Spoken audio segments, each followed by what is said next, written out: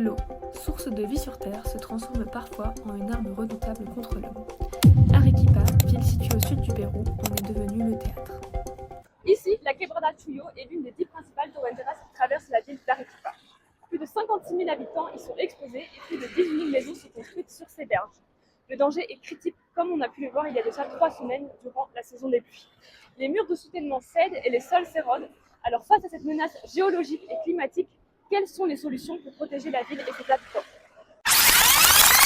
Pause, je comprends pas ce que c'est une quebrada et une torrentera, tu peux m'expliquer? La quebrada, c'est le ravin naturel creusé dans la montagne. La torrentera, c'est un torrent de boue destructeur qui s'y engouffre quand il pleut. Et si la quebrada Chuyo est l'une des plus dangereuses d'Arequipa, c'est à cause de l'urbanisation sauvage. Son lit naturel a été réduit de 200 mètres à un minuscule passage de 3 mètres de large. Es muy importante considerar el ancho natural de ese cauce. Une des solutions soulignées par l'ingénieur est de reloger toutes les personnes qui vivent au plus proche de la torrentera de la quebrada Chuyo.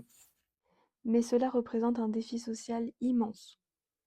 Y la otra solución también paralela debe ser de que debe colocarse muro de concreto, ¿no?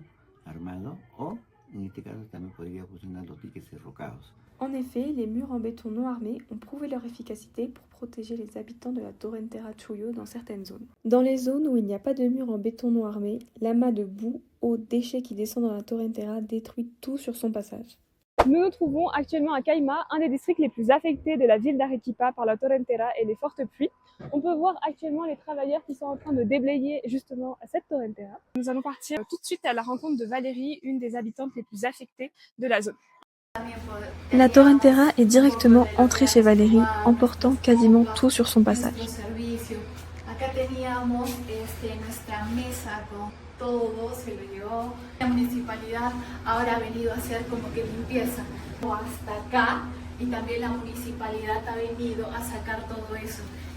La municipalité a mis en place notamment des sacs de sable qui empêchent une certaine quantité d'eau de passer.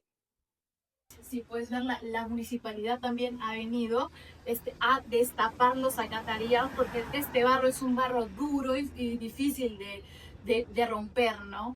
L'expérience avec la Quebrada Chuyo ici le prouve. Pour sauver des vies, il faut combiner ouvrage d'ingénierie et éducation citoyenne. En effet, le béton a ses limites.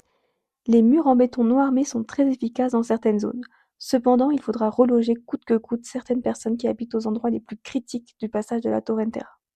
La ville fait aujourd'hui des décennies d'urbanisation sans planification. Le défi de déplacer toutes les personnes qui vivent sur les berges de la torrentera va être très important, mais si les autorités ne réagissent pas, la catastrophe se répétera. Il s'agit d'apprendre de nouveau à coexister avec la nature.